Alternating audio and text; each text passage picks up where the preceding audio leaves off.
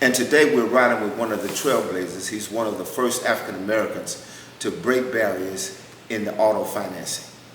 Building an empire when the odds was against him, was stacked against him. He went beyond the paradigm shift. He made a transition. This episode, we sit down with the man behind the money moves. A visionary who didn't wait for a seat at the table. He drove up and he brought the table with him and he made the table. Buckle up, because we're going in the room and we're giving it all gas, no brakes.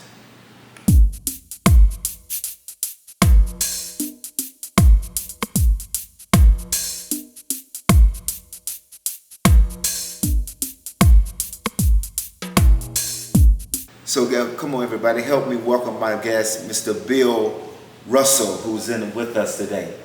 How you doing, Bill? Good morning, Carl. How are you? Excuse my voice. I had a finance training class to say about 2 hours, or yes, sir. I think I got the best of my voice. It's okay, man. It's okay. We can hear you. We can hear you. I'm glad that you're here, my friend. You know what? What's ironic about this opportunity to sit with you is that before I got to know you, I heard about you. And what I heard about you was that you was a guy to go to if you wanted an automobile. And through another salesman who was working at Gilman at the time, when I saw you walk through, you stood out different than everybody in the room. And he pointed at you and said, that guy is the finance guy. It was one of the first African-American guys in the finance and auto industry. Tell us about that, Bill. I mean, well, we said first. I'm not sure how first I was, but what is actually factual is that there were other folks here that maybe have done the job. But I was the first to demonstrate the magnitude of how well an African American could do that job. I mean, so there was a company that trained car finance people all over the country. Yeah. We all went to the same class out of Dallas. And so when I attended that class, the guy who was over the class called me over the and said, man, this guy is different. And so in that class, in that seat at the table you talked about, I was able to master the craft at a level they had not seen before by anyone, black or white. And so it gave me a reputation and a name which allowed me to recommend or pull forward other African Americans that I recognized had special gifts, and gave me the voice to accept my recommendation. Sure. So I was able to pull other African Americans forward in the position based on how well I performed. Sure. You know what's funny about that? I think my daughter at the time was about 4 years old, yeah. Right? And I was unemployed. I was looking for work, and someone introduced me to Lone Star Ford out on 45. When I walked in there, they walked me around the car lot. They told me I couldn't stand at the door, I couldn't stand at the street to get customers, right? And every deal that I got, I had to go see this guy who sit in the room, sit back with his foot on the desk, and I had to split my commission. The other thing that was contradictory, that didn't make sense to me, was what they told me not to do, other salesmen were doing it. They would stand outside the door on the sidewalk greeting the customers. They were standing at the driveway off the major thoroughfare greeting the customers. And I was like, man, what's it? So I'm there from 9 to 9, okay. Right?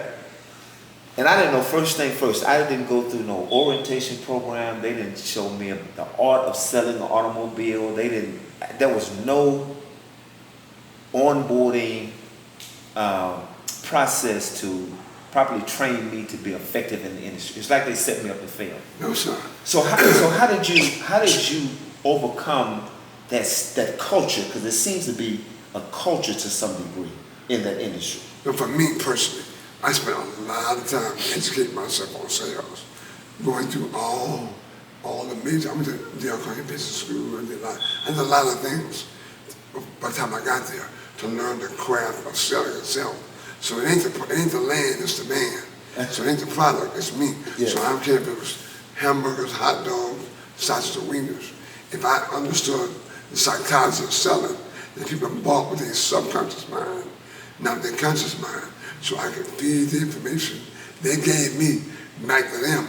They felt like I understood what they were saying, and they had found the person they wanted to deal with based on how I was able to listen to what they said, give that information, filter back to them, which made them feel like we're on the same page. Yeah. So in the car business, you come into it, it's swimming around, eat what you catch, no training. Right, eat what you catch. I said, so I learned early on that, look, in order to do this, when I get in front of somebody, they can't get away. I have to capitalize on this person. I have to find a way. They came to the car lot looking for a vehicle. They weren't looking for hamburgers, they were looking for a vehicle, saying they wanted a car. Right. They're going to buy it from somebody. Correct. I just had to make sure it was me. Sure, sure. And so I taught myself to craft, even finance. Long before I got into finance, when I saw, heard about the economic benefit, the amount of income that the department paid, I would, in my own time, sit at the desk with the finance guy. Sometimes I'd buy him lunch. I do whatever I had to do to learn his craft. So when the opportunity came up, I was prepared. Long before I got to the seat, I had a good understanding of what it was all about. I've been mindful. I've been in business, in sales, and finance for myself for a long time. So I understood the basis of it. I just transferred what I already knew to that business. Apply to the industry. Right, correct. You dropped a lot of gems here, man. You talked about the art of selling, the technique of selling, which it is an art. It is a technique. I never shall forget, I used to sell vacuum cleaners, right? It was called Harbor. Kirby was our competitor. I would drive up, it was real hardcore cold calling selling. Go knock on the door, work your way in the house, and make the sale. In doing that, of course, being broke, stressing, it's, you got to balance all that emotion too, right? But I wasn't making any sales. So shout out to my good friend, I never shall forget her, Nadine Patterson, who was in the industry at that time. She went out in the field with me. She saw something in me that I didn't see in myself. We went to a home, knocked on the door, didn't know them. And what I would do when I would go in the house, I would go straight to the benefits. I had no understanding about what the customer, that's something you said. You would listen to what the customer said that they were looking for. Because actually, the customer would tell you how to provide service to them. That's correct. And lady was in there and she looked at the baby pictures, she complimented the baby pictures, she talked about her pictures with her family, all of that. Because people buy from who they know, like, and trust, right? And at the end of the day, the lady wanted to fix us some chicken and fries and everything because a relationship had been developed and we walked out the door to sell. So I went from a zero to a hero, understanding the format and the principles and the art of selling.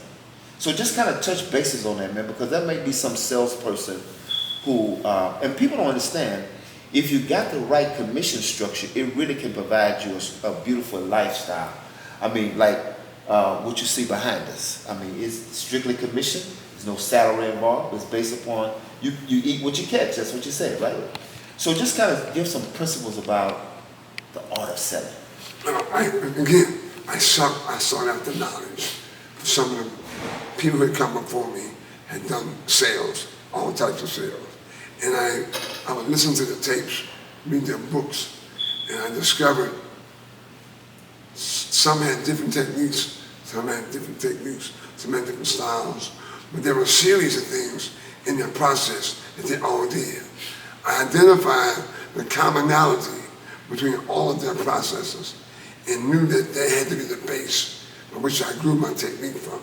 Now, I formulated some of those things in my personality, but there were about 10 things, different things, that were common ground across the board. And I started to learn and try to master those 10 items. That created a comfort zone for me in the process to ad-lib my personality into those 10 items. Can you mention a few of those items? Well, you got no just one or two. I mean, it's subconscious to me now. Okay. It's almost like it's a part of my DNA. Yeah. And so I would have to create a scenario for myself. Okay. But one of the things was mirror. For example, if you're talking to me, your arms are folded. Mm-hmm. It means you're not receiving what I'm saying. That's what I was talking. So in order to overcome that, I throw my arms, but I would stand on the side of you instead of in front of you. Mm. So now I'm no longer adversaries. Okay? Yeah. So look them in the eyes. If you're unable to person in the eyes, you spot on their face, on their nose, or something. You appear looking them in the eyes. Yes. When they made statements to you, like, drive pretty nice. So in my conversations, I mean, yeah, it's called drive pretty nice. I repeat back to them what they had already acknowledged for themselves. Mm-hmm. And so they would feel like, this guy understands me very well. Yeah. Man, that's real dope right there. I like that. So how long have you been in the industry? I mean, you have really... 4 decades. Decades? 4. 4 decades. 4 decades. And so it's been stupendously kind to me. I took that opportunity and maybe to earn in a way to allow me to do other ventures. I didn't stop at that. Mm-hmm. I didn't let that be the only mechanism. Even though the money was fantastic, that allowed me to do other things business-wise. Mm-hmm. I think that one of the most important things I try to explain to people is, people are kids, young kids, 15, 16 years old, you talk to them. They tell you you're going to be a millionaire by the time they're 40. Mm-hmm. You're going to be you're going to be retired at very age. And then they go to school and select professions that has no chance of that happening. Right. They have this big dream about how you're going to live. Right. And then as they go into the workplace, they begin to lower their dreams to fit their job. Yeah. They don't elevate their job to fit their dreams. Yes. The profession you choose will set the boundaries for how you live. So I tell you, choose carefully where you put your energy in your workplace. Absolutely. I mean, so if I want to be a millionaire, I can't be a teacher. Right. In the education system. That's which I thought I wanted to be. Right. And once I saw it, always shout out to the teachers. They need it. Yes. They're much needed. Right. To train people. But teachers are there for they enjoy what they do. Yes. I mean, for me, I want to break the cycle of poverty in my family. I want there to be no more poor Russells. Single parent mom, 5 boys, oldest brother went to jail, youngest brother went to jail. I knew that was not the road I wanted to take. Sure. So I had to find a way to get out. Maybe I can save the other brothers, which with God's grace I was able to do. So choose your profession very carefully. Do the research, the class I taught yesterday. Do the research on what the income of that job is, what the highest paid guy, percentage of guys do in that profession, and decide if that income will give you the lifestyle that you had envisioned for yourself. People always talk about finding passion. That's your job. Sure. That's not my motto. Yes, sir. I can be passionate about anything that pays me well. Yes, sir. They pay me $1 million to haul poop. I mean, be the best poop hauler you ever seen in your life. That's pretty good, man. Hey, listen, on that note, listen, we got to pay some bills, so we're going to take a commercial break. We'll be right back. Listen, don't touch that dial. Listen, reach out to your friends. Tell them to subscribe at the button below. Listen, there's going to be some more information that we're going to be dripping on you right here. Built for Business.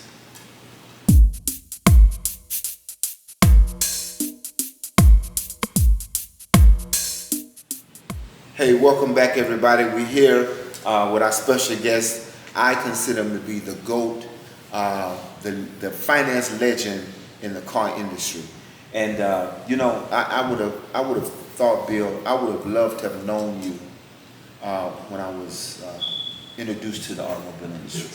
Because I've gotten a chance to meet you, and in my experience with you, you're one of the most humblest, giving, supportive man that I've ever met.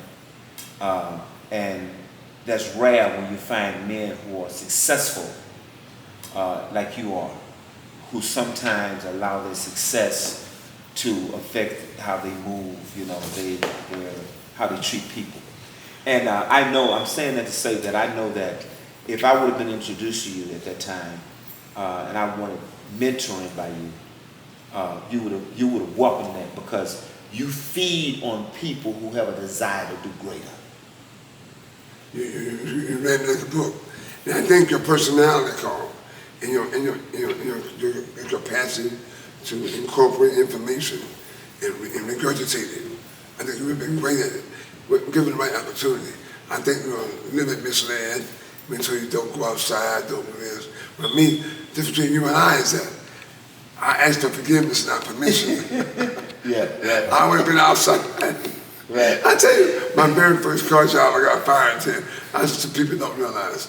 Because I saw that they were really, really, really mistreating black folks real bad in the car business. Yeah. I'm talking about them. And I was in New Orleans, and I got hired, and I would tell folks how to buy a car. Don't do that, don't take that, don't do it. And so I said, don't offer that, let's not go too high.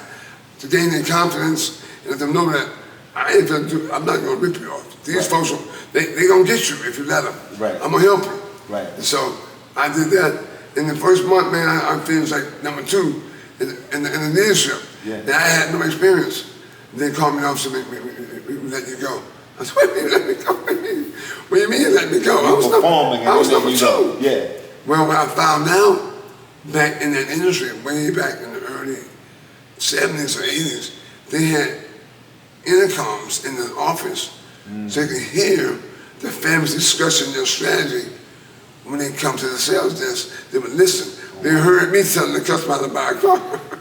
Well, they thought it was illegal. They had to stop that, but they heard me telling the customer how to buy the car. Yeah. And I got me fired. And I swore I would never sell cars again. And fast forward, it was almost 10, 15 years later before I recycled back to the car business and came in. And the rest is history, but I'm telling you, I still apply that same philosophy. Sure. I mean, I don't, what has allowed me to be successful is the car business. I've learned that the people pay you, not the company. They count the money. They distribute the finances to you. Sure. But the people pay you. Most of my customers, I sold the mother, the grandmother, the grandchildren, the whole family. I've got families, I sold 30, 40 cars within one family, all because they know when they come see me, they can trust I've got their best interest in the process. Now, God's grace has allowed me to do that. Sure. He created enough economic wealth for me.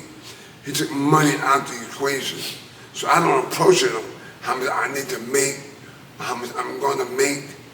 I can do it in a way that has their best interest in the process. Yeah. Then again, Carl Legend, as they call me, has created an environment that when I go into a dealership, ownership of that dealership accommodate me enough economically to allow me to do things my way. I work unencumbered. I don't allow no one to tell me how to do it, how I'm going to do it. I take care of my people.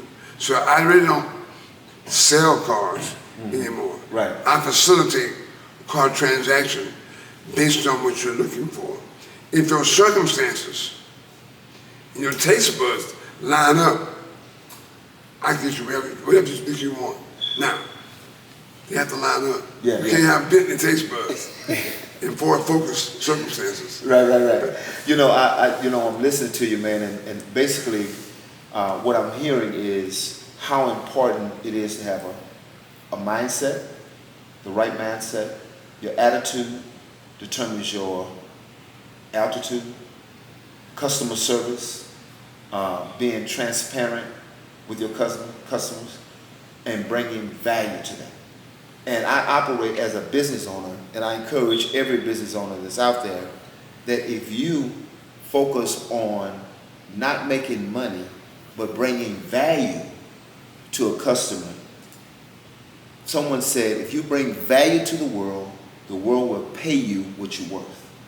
And so I love that fact because it's really, I mean, we have goals, and that's good to have.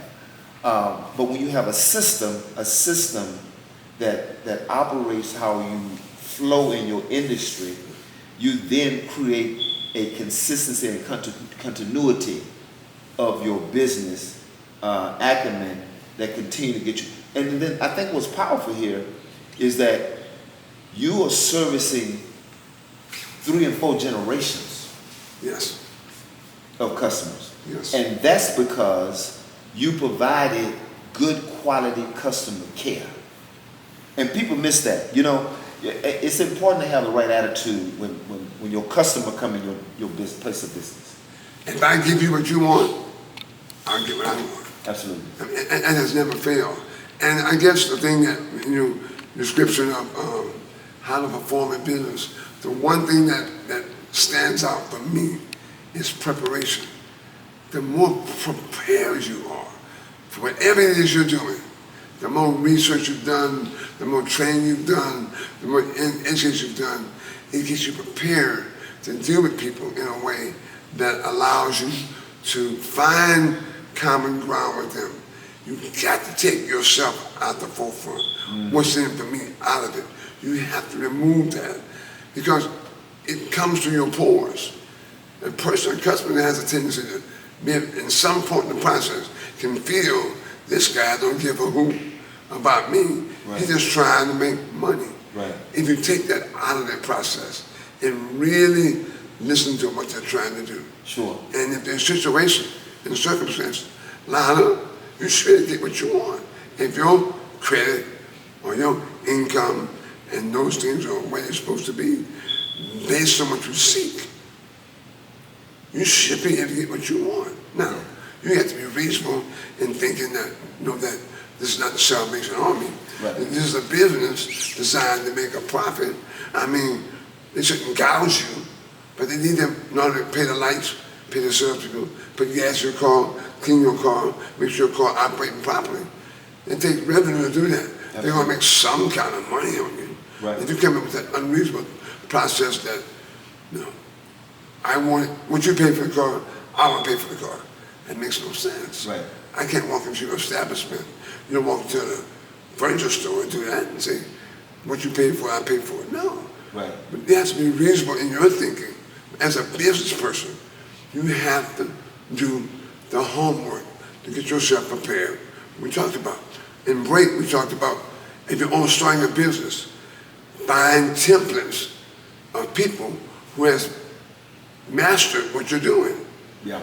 In that template, you find, I tell people 3 at minimum, and look at their history, how they got started, how they developed, the owners buy you.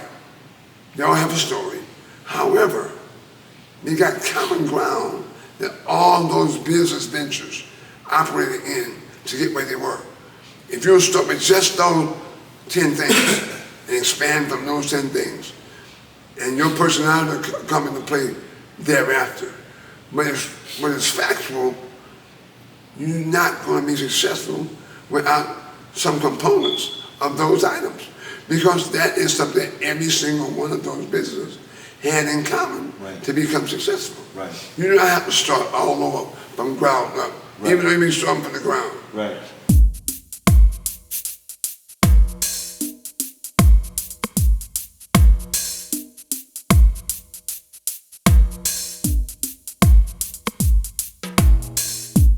In fact, one of my models is that when I'm researching companies who are doing, breaking paradigm shifts and doing very well and successful, I look at what they do well, and I also look at what they're not doing.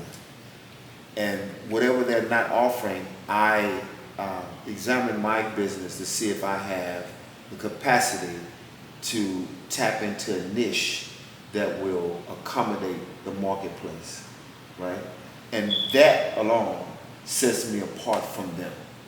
But, you know, at some point we'll be walking side by side with each other, right? It saves you time, and it saves you time too. Yeah. It saves you some of the mistakes. Well, you said something earlier about work hard, not smart. Yeah. You're smart, not hard. Well, I'm a little different than that. Especially when you start your business, you have to work smart and hard. Okay. I mean, if you're trying to launch a business, it's going to be smart and hard. Because you're the last person to get paid. Employees get paid, the bills get paid, the salary get paid, and what's left over, you get paid. You have to have reinvestment capital. You have to have some sort of operating reserve. So after all those things taken care of, you get paid. So that's going to require initially to work hard and smart. I remember when I first came to the corporate, you said 9 to 9. I was a 9 to 9 guy myself. I was the first man in, last man out. The work was this big, and the money was this big. Now the work is this big, and the money is this big. Sure. It flips at some point. Sure. At some point, you turn a corner while the efforts you make are smaller, the requirements are smaller, and the money is bigger. But it don't start that way. You come in, I miss vacations, I miss school dances, I miss recitals, I missed a lot of stuff initially to make those things happen. I sacrificed that to get through that process. Nobody's going to outwork me. I don't care. I was skilled, I was trained, but nobody was going to outwork me. If a customer came on the lot, nobody gets to up. So I get a up. Right. By whatever means necessary. I can remember an incident back when I started, and there was a big guy, I won't name his name, in case you sees the podcast. Okay. He was big, he was an ex-cop guy. And he was a white guy, he was big, 6'8", and he bullied everybody. I mean, he'd come and sit in his office all day, and I'm standing outside on the curb, where you were not allowed to stand. I was already suited and booted when I first came in. I was crazy. It's 100 degrees. Why you have a suit on? I want to set myself apart, right? So I said, he came outside, I almost called him, and said, hey man, I said, look brother, I've been out here, do not come out here, take the next up. No, he told me, F me. No, okay. So the next up drives up, he flags him, takes the customer, I go inside, I took my Rolex off, my jacket off, I came outside, I'm waiting for him. As soon as he walked outside, I bust him in the head, I bust my side of his head. And I beat the brakes off this guy. They called me in the office, the manager said, man, they send me home. You can't do that no more, it's HR departments now. It's early in the game, there was no, you and I got into a fight, nobody got fired. We laughed about it. Anyway, they called me in the office, he said, I'm sending you home 5 days. I go home for 5 days, come back on the 5th day. He bring me in the office, he give me $500. I said, what's that for? He needed that. He been bullying everybody the whole time. He paid you $500 to beat him up. But in hindsight, after, because he had been, I'm trying to share with you is that nothing, you can't let nothing get in your way. There's gonna be obstacles, there's gonna be, I got a million stories along the way that I can remember when I became a general manager, one of my first general manager jobs. And the guy who had the job prior to me was paid probably $800,000 a year. They brought me in and was doing a terrible job. They gave me the job and paid me $600 to fix it. They paid $800 to operate broke and $600 to fix. But I took the $600 with a smile. And once I fixed it, I guess I got to the $800 at some point. But I had to take the lesser income of the deal. At the moment. At the moment. So I'm telling you, if you're trying to start a business, the problem we have is we go into the business so unprepared. We don't seek finances, we don't seek consultation, we just know we have an idea that we can make operate. We have done none of the homework to make that happen. I'm so glad to hear you touch that, man, because I see so much of that behavior in the marketplace of entrepreneurship, where they go into the business, they have not examined their color code. They haven't examined the name of the business. They haven't examined their audience. They haven't examined, I've been in marketing for a long time. But just recently, the last 4 years, I learned that, because my marketing was guerrilla marketing, 3-foot rule. You stand 3 feet of me, you're going to get my business card, I'm going to introduce you, and I'm going to tell you what I got to tell you. If you call, right? But I had nothing to capture the information, nor did I thought everybody was my audience. But everybody's not my audience, right? And so they don't prepare themselves to win because they treat it like a lick. Another epiphany for me was in going into business. This just really transformed my mindset. And I think it's because many of us in our community have been culturally indoctrinated, nor have we been surrounded with people who talk like you're talking, with that tenacious bulldog attitude to win, right? And we only go for what the ceiling or the social fiber says that the ceiling capacity is. And we don't have anyone, family, friends, or anyone in our immediate circle that cheers us on to win. In fact, in the name of love, they come to tell us what we shouldn't be doing because they care for us, and it's not good advice, and people normally destroy their dream before they even pursue it. And Les Brown said, before you go, Bill, Les Brown said the richest places in the world is the graveyard. So many people die with their dreams buried within them. And the last point is, when you start a business, and I know everybody don't start this way, but I want to drip this on you today. When you start a business, you should start a business, and if you have to reset, you need to start a business and/or reset with an attitude and a mindset to build a business for someone to buy. The Drip Zone podcast is where ambition meets action. Each episode delivers fresh strategies, real conversations, and bold insights to empower entrepreneurs and business owners in scaling, automating, and building sustainable ventures. We are the go-to audio source for rising and seasoned entrepreneurs who want to level up their mindset, systems, and marketing without fluff. The Drip Zone is powered by 500 Fortune, coming soon to wherever you get your podcast. So listen, I want to talk about, man, we talked about where you are, right? Yeah. The milestones that you've overcome, the paradigm shift you made in the industry. I would consider you to be a phenomenon. Oh boy. I accept that. I received that. Hey, listen, now for me to give it to you, I'm telling you, it's earned, not given. You understand? So I consider you to be a phenomenon because I just don't know anyone who's been in the industry. I would like to talk about a little bit of how many African Americans that's own car dealerships, but I don't think we have enough time. But I do want to touch base on people see you where you are, right? And you have a wealth of knowledge. Let's talk about a little bit the place, the journey that led up to who you are, what you are, and what you accomplished.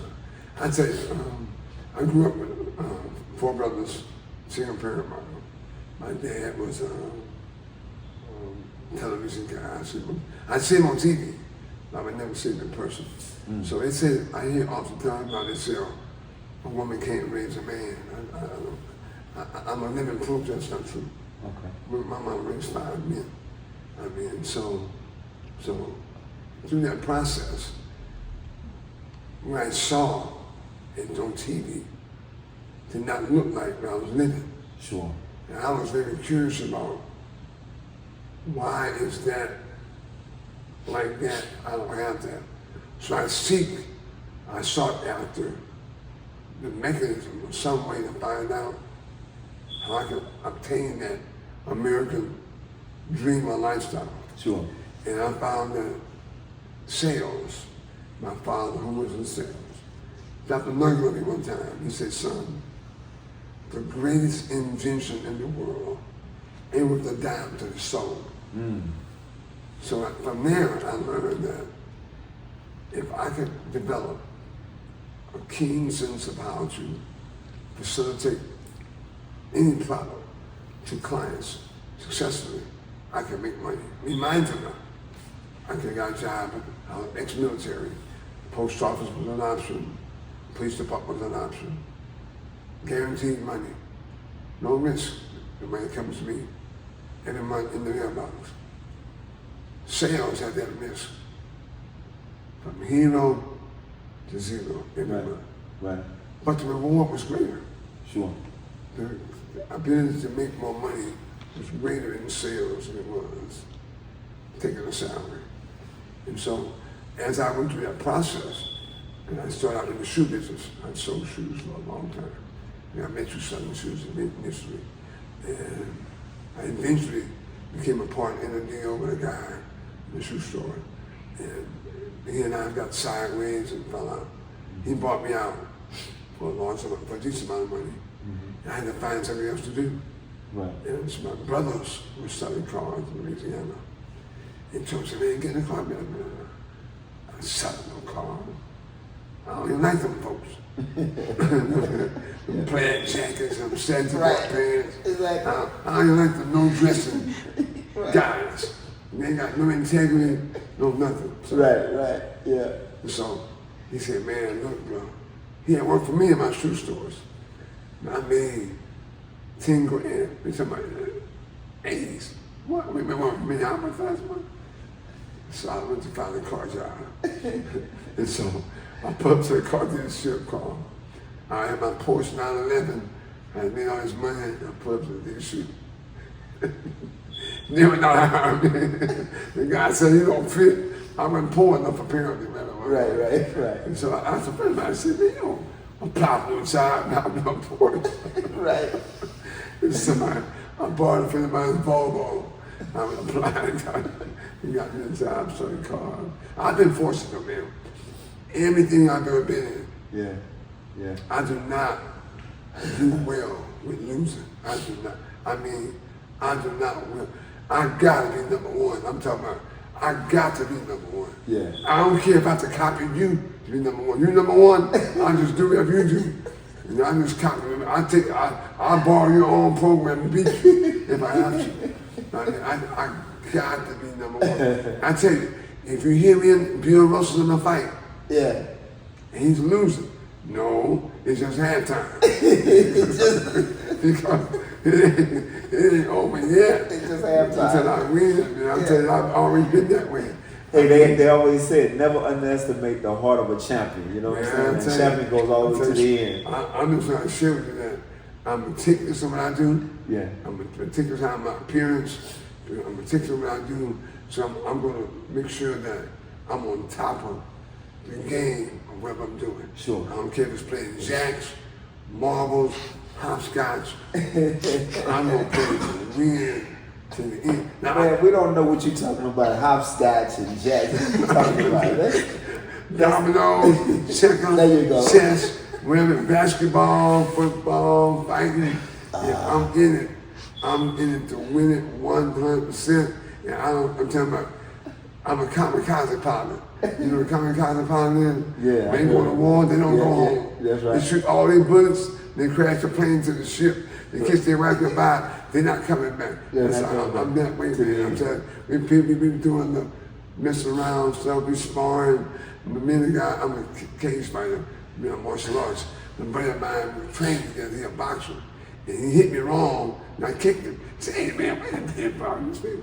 I said, no, I'm sorry, no, I apologize. It was a reaction. It was a reaction.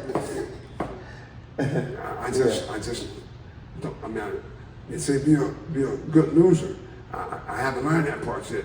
I'm still in training on practice losing because I just don't like to lose. So coming up through the process, selling cars and I sold shoes and I sold cable TV and I did a lot of things before I found a place where all my talents meshed together. Sure. In Houston, magnificent, because our transit system is mediocre. Yeah, right. So everybody needs a car. New York, Yeah. I don't know about selling cars in New York. Might Right. be a problem. Yeah, right. Know your market, Houston. right? You gotta know your market. Yeah. In Houston, Yeah. everybody needs a car. Yeah. So I got into the business and I started selling cars. I said, I went to a finance guy, as you talked about. And he told me what kind of money he was making. So I went to the owner of the dealership and said, man, I want to get in finance. He said, I laughed at me and said, anybody wants to get in finance. What do I need to do to get in finance? If I say 20 cars a month, we put me in finance. He said, I'll look at it. I said, no. If I say 30 cars a month, you put me in finance. If you tell 30 cars a month, I'll put you in finance. So that's when I started my marketing, grassroots, going out, never to leadership. Yeah. I was determined to make that work with God's grace and hard work. Sure. I managed to accomplish that and got in finance. And I tell you, I said, I'm repeating this over and over. Salespeople, whoever you are, your books, the closer, Tom Hopkins, Zig Ziglar. Yeah. I read all of them, Carl. Sure. I bought the audio of most of them. So I drive to work. I love Luther, and I like some Tupac. Mm-hmm. That's my dessert. My meal is my intellectual. Yeah, intellectual property. That's what I listen to Sure. all the time. Even to this day, I find myself recapping and recovering information, trying to make sure that I'm on top. When I showed up for the game, Yeah. I was talking again, want to play basketball, and I said, you have to practice to go to practice. Sure. You have to practice just to go to practice. We ain't talking about game. Right. To practice Right. so you can become a starter. Sure. Absolutely. You Right. can't excel in practice. Your wealth, your bills are paid 5 to 9. Your wealth is built 5 to 9. Your bills are paid 9 to 5. The wealth is built 5 to 9. It's the time and effort you put before or after your work is where your true wealth is built. You know, man, we really have to do another episode because there's so much information you've dripped today that I know I could touch on. What I want to do is I want to now kind of focus on, for those who are viewing, those who are watching, what recommendation, because basically the message for me is mindset. The mindset that creates the tenacity, the vigor, the vitality, the bulldog, the grind, just refuse to accept substandard, right?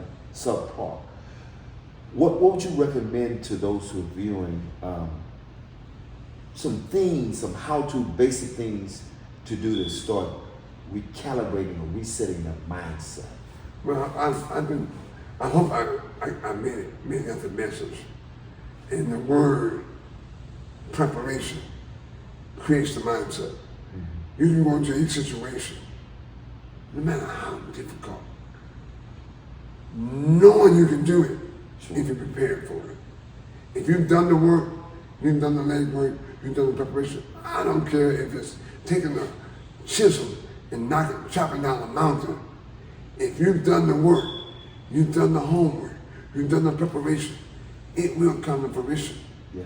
The biggest mistake I share with people all the time is that lack of preparation creates lack of confidence, it creates fear, it creates procrastination, it creates a lot of things because you don't want to face what's in front of you because you're not prepared for it. Mm-hmm. David, before he fought Goliath, he fought the lion, he fought the bear. Right. So he saw Goliath, Goliath said, man, I ain't worried about you. Right. I just fought a bear with my slingshot. Right. I just fought a lion with my slingshot. Yeah. I know I can handle you. Yes. It's the key to the whole thing is how much work you're willing to do away from the process. People see Michael Jordan, they talk Kobe Bryant. Right. But man, show up for their workout program. Absolutely. Show up for their preparation. Sure. They don't understand why Michael said, I missed 100 shots. However, the next shot is mine. Yeah, right. I don't care how many think I missed. I'm the best qualified person for the next shot. Yes. So I spent countless times understanding finance. I spent countless my accountant, my financial guy, my first was to start going to him. And I had a million questions. What about this? If I put money here, why this work? Why this don't work? Why this don't work? Each time I went to him, I had less questions. Sure. I had that knowledge. When I went away from him, I went through the information. Sure. So by the time I show up now, it's a fast meeting. Right. It's quick. Right. I got the knowledge. I said, man, I write my financial plan, what I forecast, what I want to do, how I see it. I give it to him. Okay, we're gonna modify this a little bit. But overall, it looks good. Yeah. I don't go to him with no idea of what's going on. I got some ideas about what needs to happen. He just looked at it from his expertise and said, yeah, okay, we'll tweak that a little bit. But overall, yeah, it looks great. So the mindset is I'm going to do everything I can to make sure when game time comes, when I turn my lights on my business, I'm ready. Yeah. Okay. I know what I'm supposed to do every day. No questions or rebuttals can come up.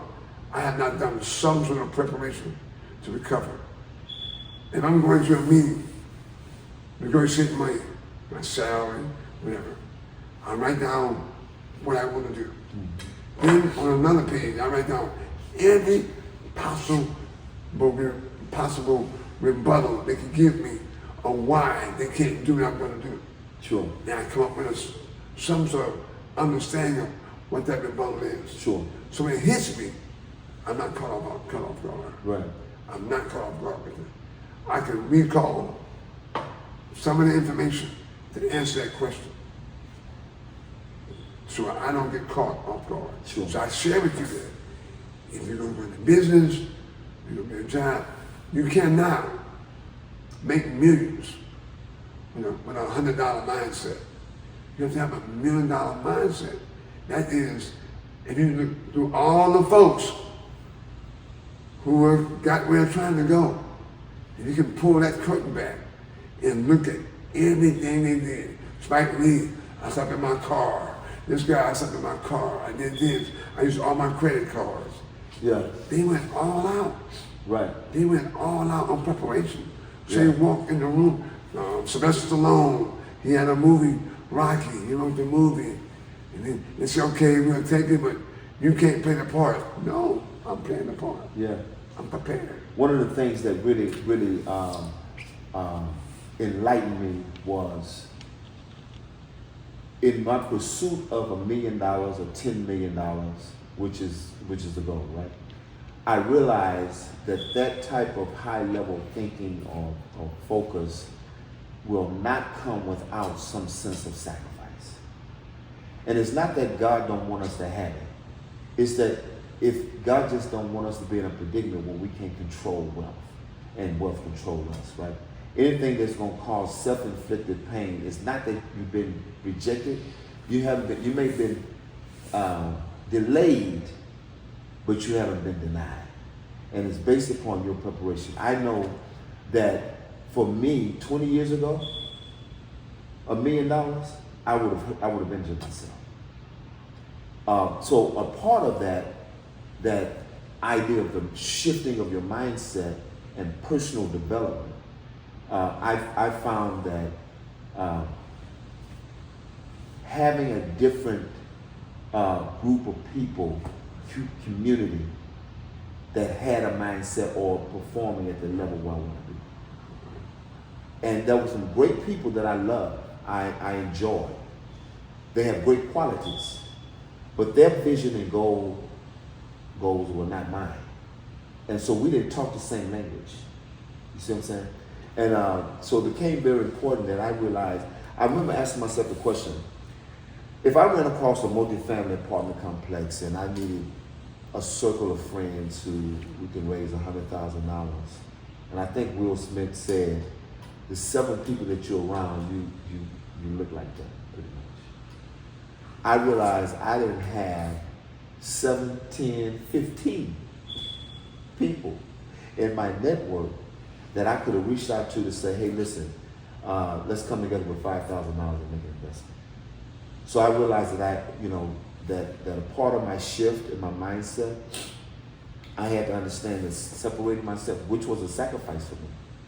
I had to say no to going to things, doing things that took me away from the principles that you're saying, practice of preparation, reading, studying, researching. It requires sacrifice, right? That's the blood, sweat, and tears. And that's the part that I see people, they want the glory, but they don't want to do the grind. Absolutely. I preach all by myself. Yeah. I don't preach all by myself. Preach that? I don't preach all by myself. I share it to you that growing up, I had no mentor. I just knew that I did not want to be poor. That's the only thing I can tell you in my mind. I just knew that God had a bigger plan for me than what I'm seeing right now. Sure. Not my mom. I'm sure she did all she could with what she had. Sure. She instilled to me the knowledge to seek God first, and all other things would be added to you. But in God's realm, He gave you an idea. He didn't give you the idea. He didn't think you could do it. Yeah, right. But again, you can stay there a while. Talk about that. Go out, study the Word, talk to God, so His voice becomes clear to you on what path God to take. Yeah. I mean, so I spend time with Him, and He talks to me with clarity. If your relationship is strong enough and it's clear enough, He gave you the vision. He'll give you the methodology to do that. All you need to do is be prepared spiritually and personally to line yourself up with God's Word and done the necessary homework for your vision. And I promise you, success and preparation meet. Success meets preparation. That's what's going to happen for you. I don't care what it is. If you know God gave it to you, you talk to Him about it, and you've done the homework, you have done the homework. Yeah. I'm a living testimony. Yeah. I'm a living testimony. Hey, listen, what they say is what God has done for others, He'll do the same for you. And the steps of a good man is ordered by the Lord. So listen, I thank you for being here. Thank you, Bill Russell, my good friend and brother. My pleasure. Joining us today, man. It's really been a nice time. Time really flies fast when you're having a great time. And I'm looking forward, brother, to see you back again for us to have another conversation, man, because there's so much that you bring when you get to the world. My voice, I apologize, my voice. I taught a 2-hour class on this very subject matter yesterday. Yeah. God's preparation, God's plans for your life. So we do this again, maybe I'll have a better voice the next time. Yeah, absolutely. So I always say, Callie Holly, she's a young lady. I think Callie may be 24, 25 right now, maybe 26, I don't know. But she was an author when she was young, 14, 16 years old. And Callie's going to school, I think, in California, maybe New York, I think it is. And one thing that she said that really, really impacted me, she said that she really appreciated her education because it prepared her voice for the world. And she encouraged them, she says, listen, share your voice with the world because the world wants to hear your voice. Your voice has created space in this universe. And those of you who are watching and viewing, listen, I just pray that you will take heed, listen, and tell them how to reach you, Bill, before we go. How do they contact you? Okay, Bill Russell, 832-723-0882. I'm giving you my direct number because I know that there's somebody out there who has something, a bridge, a wall in front of them. I mean, I can help them cross. 832-723-0882 is my direct number. Now, one last thing, Carl. Sure. Good information, unapplied, ain't worth nothing. That's right. Good. That's a good tip. That's a nugget right there. Keep that with you. Listen, subscribe at the button below, share it with your family and friends, And thank you for being a part of this conversation dialogue. And we look forward to seeing you again. You have an amazing day. And thank you for joining us here at the Drip Zone, Built for Business.